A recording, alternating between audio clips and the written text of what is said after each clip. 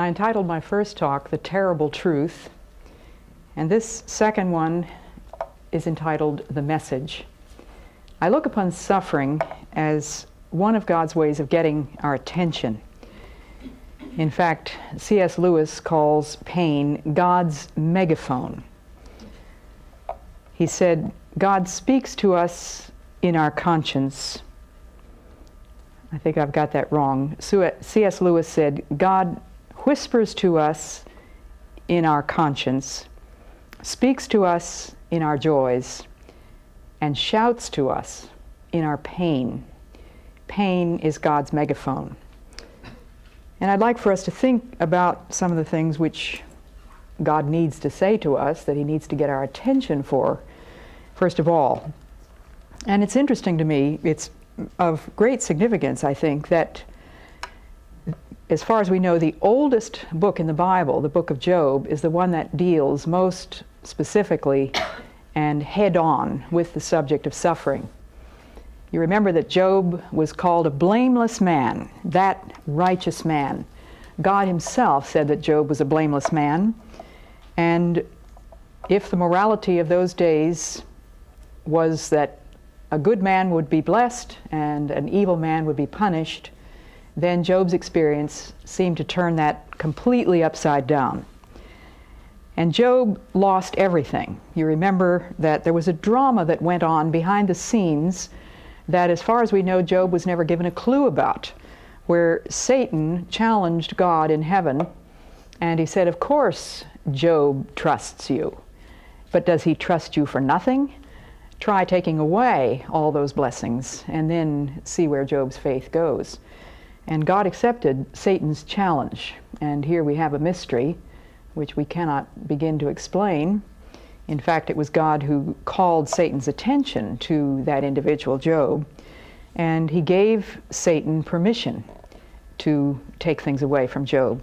And so he lost his flocks and his herds and his servants and his sons and his daughters and his house, and finally even the confidence of his wife.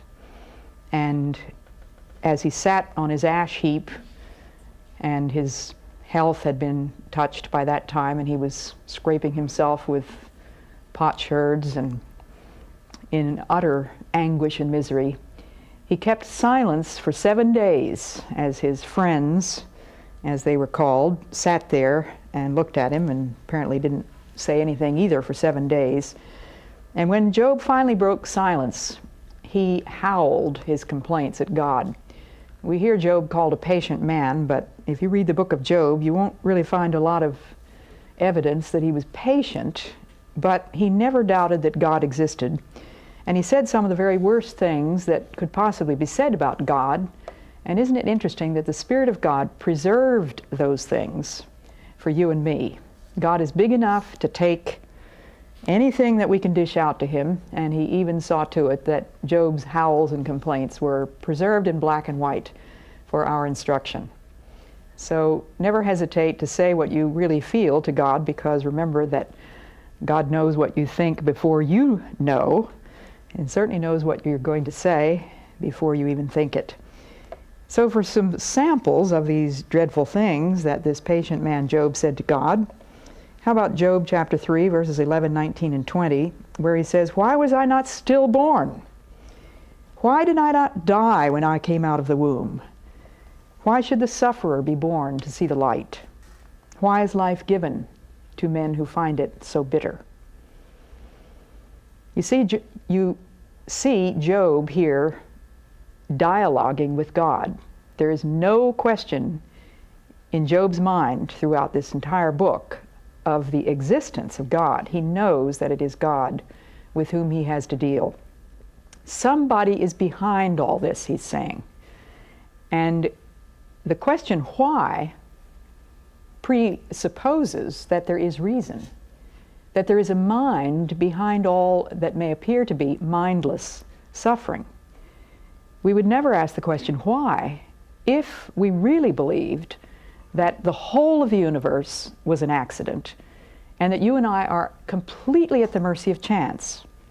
The very question why, even if it is flung at us by one who calls himself an unbeliever or an atheist, is a dead giveaway that there is that sneaking suspicion in the back of every human mind that there is somebody, some reason, some thinking individual behind this. And then Job addresses God directly in the 10th chapter, and he says, "Can't you take your eyes off me? Won't you leave me alone long enough to swallow my spit? You shaped me and made me, now you've turned to destroy me. You kneaded me like clay, and now you are grinding me to a powder." Anybody ever felt like that? Does that ring any bells out there?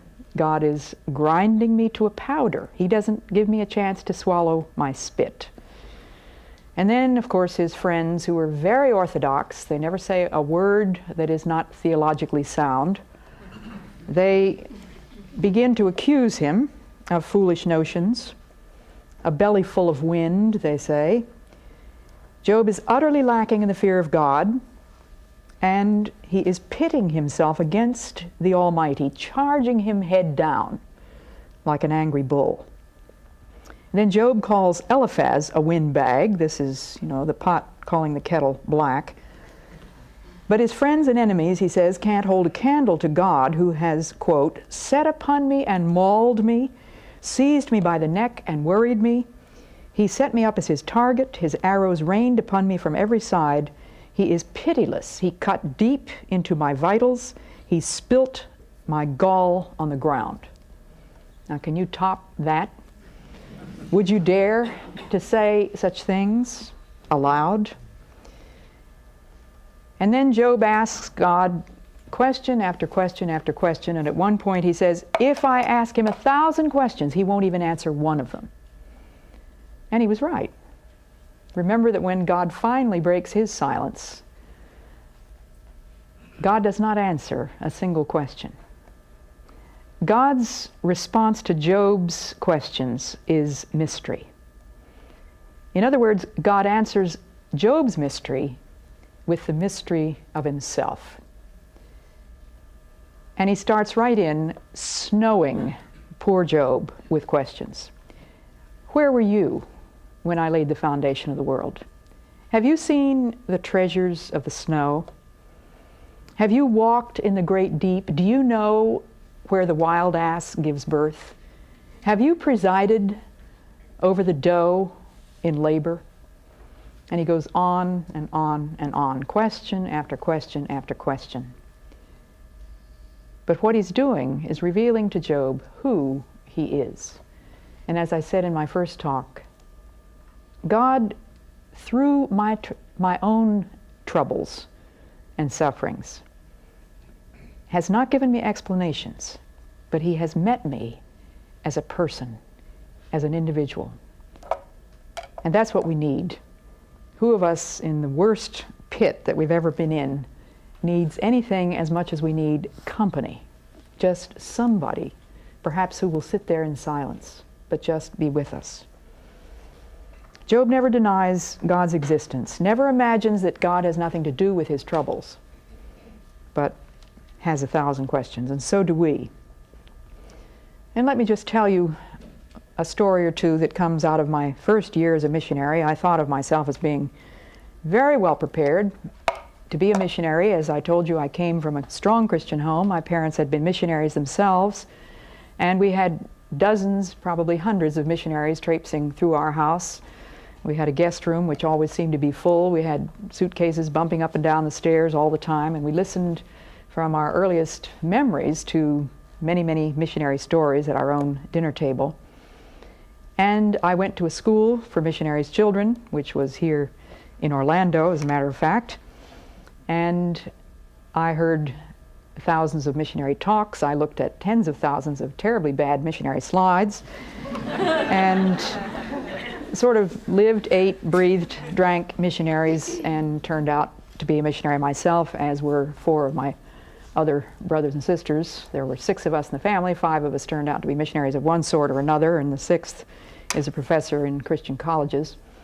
Anyway, I thought that I was probably God's gift to the mission field as a missionary, and had all this training behind me. I went to a Bible school, and I had some home missionary work in Canadian Sunday School mission, etc., etc. But within the first year, God saw fit to give me 3 major blows to what I thought was a very well-founded and very sinewy faith.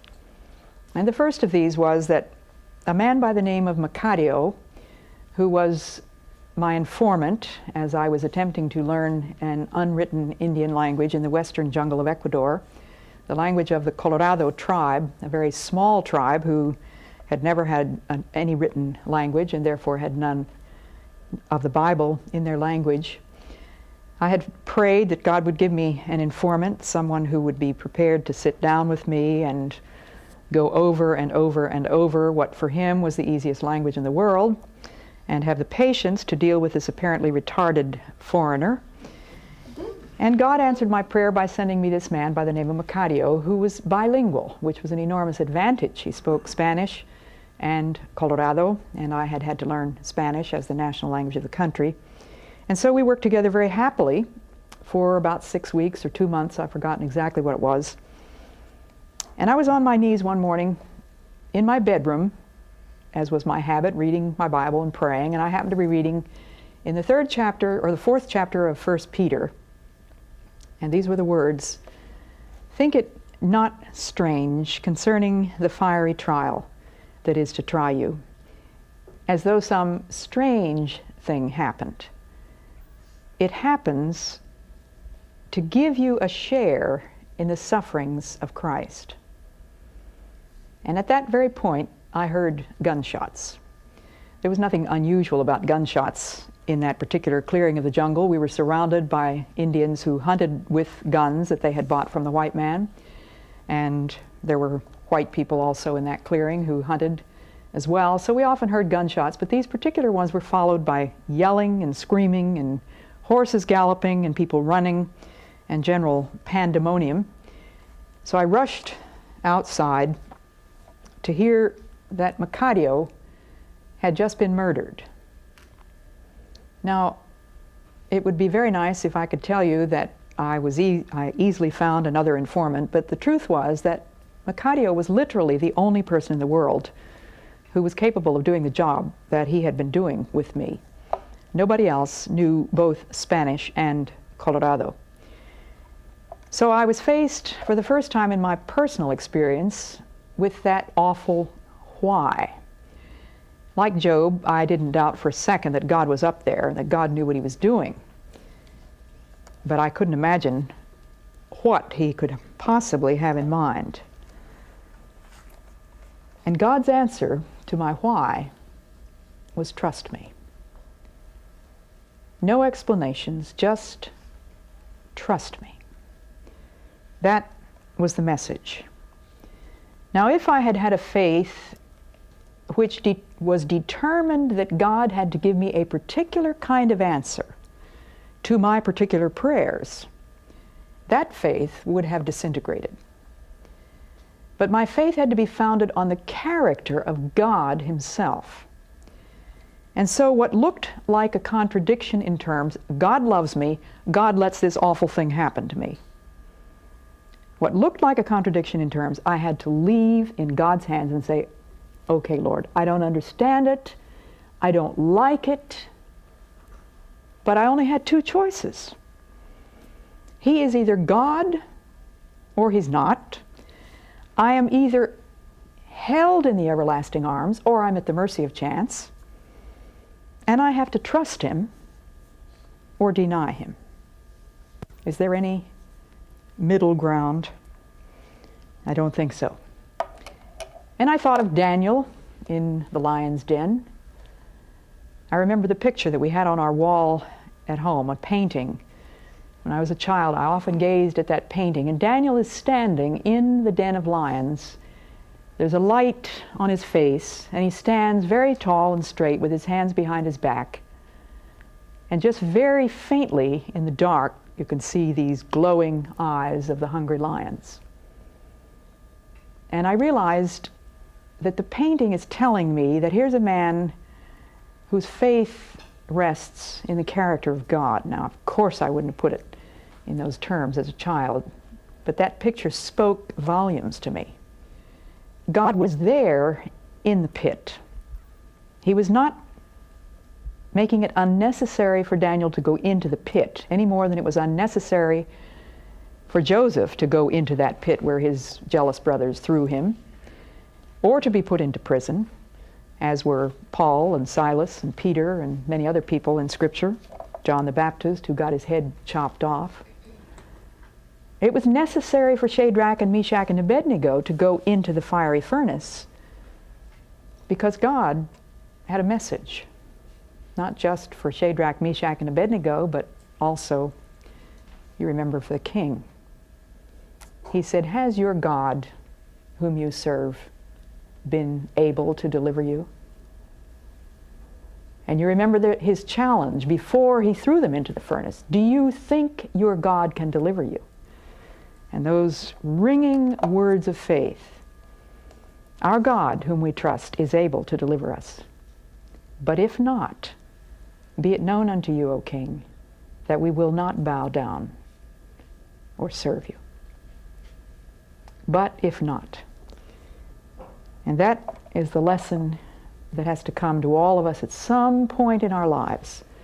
Every one of us, I'm sure, sooner or later, has to face up to that painful question.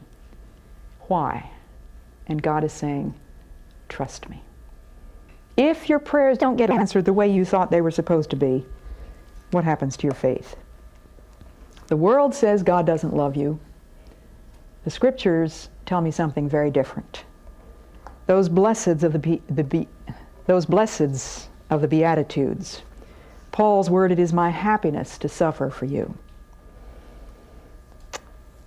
We don't know the answer, but we know that it lies deep within the mystery of the freedom to choose. When God created man, Adam and Eve, He created them with the freedom to choose, to love Him or to defy Him. And they chose to defy Him. Adam and Eve abused that freedom. And C.S. Lewis says in his book, The Problem of Pain, "Man is now a horror to God and to himself, and a creature ill-adapted to the universe, not because God made him so, but because he has made himself so by the abuse of his free will." And Lewis goes on to state this knotty problem in its simplest form. If God were good, He would wish to make His creatures perfectly happy, and if God were almighty, He would be able to do what He wished. But the creatures are not happy, therefore God lacks either the goodness or the power, or both. So answering the question depends upon our definition of good. An ancient man thought of goodness in moral terms. Modern man equates good with happiness. If it ain't fun, it ain't good. The two things almost seem to be mutually exclusive. They put it the other way around. If it's good, it ain't fun. You know that commercial for some kind of cereal, I can't remember what it is, but two little kids have heard that it's natural and it's good for you, so they said, well, let's get him to try it. He'll eat anything. He doesn't know it's good for you. So the little kid eats it because he doesn't know any better. The other two kids wouldn't even try it because it's good for you. And you've heard the saying, everything that I like is either illegal, immoral, or fattening, or something like that. A notion that the world has that the two things are mutually exclusive. If it's good, it's not fun. It has nothing to do with my happiness. Moral man was concerned primarily with moral goodness. If we learn to know God in the midst of our pain, we come to know Him as one who is not a high priest that cannot be touched with the feeling of our infirmities. He is one who has been over every inch of the road. I love that old hymn from, I think, the 17th century by Richard Baxter. Christ leads me through no darker rooms than He went through before. I love those words. I have some dear friends who are missionaries in North Africa. He was one of the many seminary students who have lived in our house. And I had a letter from them about a year or so ago to tell me that they had just lost their baby girl. I think it was either at birth or just within a few hours after birth. And their letter was filled with the anguish that cost them. And of course, I wanted to answer the letter. But I've never lost a baby. I only have one child who was 10 months old when her father was killed. And so I couldn't write to Phil and Janet and say, I know exactly what you've been through. But I've read the wonderful letters of Samuel Rutherford, that Scottish preacher from the 17th century, who seems to have been through just about every imaginable human mill. And he had lost at least one child. And I had his letters in my study, and so I looked up one of his letters to a woman who had lost a child. And this is what he wrote to her, and I quoted these words to Phil and Janet. After saying to them, I don't know what you're going through, but I know the one who knows. And I sent them Samuel Rutherford's words. He had lost 2 daughters, I have here in my notes. This is what he said: Grace rooteth not out the affections of a mother, but putteth them on his wheel, who maketh all things new, that they may be refined. He commandeth you to weep, and that princely one took up to heaven with him a man's heart to be a compassionate high priest. The cup ye drink was at the lip of sweet Jesus, and he drank of it. And Janet wrote to me these words: the storm of pain is calming down, and the Lord is painting a new and different picture of himself. And I saw in her experience that the very suffering itself was an irreplaceable medium. God was using that thing to speak to Janet and Phil in a way that he could not have spoken if he had not gotten their attention through the death of that little child. Now, I don't mean to oversimplify things as though that explains it, that God had to say something to those 2 people, because if I know anything about godliness, I know that Phil and Janet Linton are both godly people. And that raises another painful question, doesn't it? We often say, why did such and such have to happen to her? She's such a wonderful person. Why did he have to go through this? He's such a wonderful person. Well, again, the word is trust me. And back when I was a college student, I was dabbling around in poetry, as I suppose most teenage girls do at some point. But I wrote some words that later on seemed to me to be almost prophetic. I wrote these words, and I really don't remember exactly whether there was any particular reason why I wrote them at the time, but something had given me a clue that there could be some loneliness ahead for me. And so these were the words that I wrote. Perhaps some future day, Lord, thy strong hand will lead me to the place where I must stand utterly alone. Alone, O gracious lover, but for thee. I shall be satisfied if I can see Jesus only. I do not know thy plan for years to come. My spirit finds in thee its perfect home, sufficiency. Lord, all my desire is before thee now. Lead on, no matter where, no matter how. I trust in thee. I began keeping journals back when I was about 16 or 17, and so I've been keeping them ever since. That makes quite a few years. And as I went back to reread some of those earlier journals in preparation for these talks, I thought, well, I really better go back and see whether I know anything about what I'm talking about. And as I said in my first talk, I don't think I know very much by comparison with others. But I found a few little things in the journal, and one of the things which I did feel was significant was the fact that again and again I quote hymns about the cross, hymns which were favorites at different times. And one of them that I learned in college was, "Oh, teach me what it meaneth, that cross uplifted high, with one the man of sorrows condemned to bleed and die." One of the hymns that we learned as very small children in our family prayers, we used to sing a hymn every morning in family prayers, was, "Jesus, keep me near the cross." My daughter has taught some of those hymns to her own children, and I don't think I will ever forget seeing little 2-year-old Jim violently swinging his newborn baby sister, Colleen, in one of those little canvas swings, and singing, in the cross, be my glory ever, till my raptured soul shall find rest beyond the river. And here's this little boy just violently swinging this infant who was having the time of her life and singing this profound hymn about the cross. And I could go on with hymns that I could quote. Beneath the Cross of Jesus has always been a favorite of mine. But as I came across those in my journals, I thought, what did I imagine would be the answer to the prayers that I was praying in those hymns? What kind of an answer did I really expect God to give me? Did I expect some kind of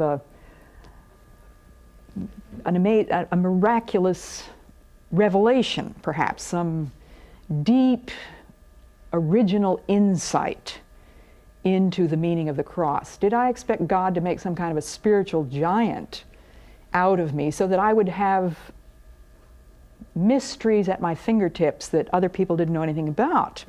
Well, I haven't the slightest idea of what I really thought. I suppose it was all very vague and mystical in my mind, and I didn't know what God would do by way of answering that prayer.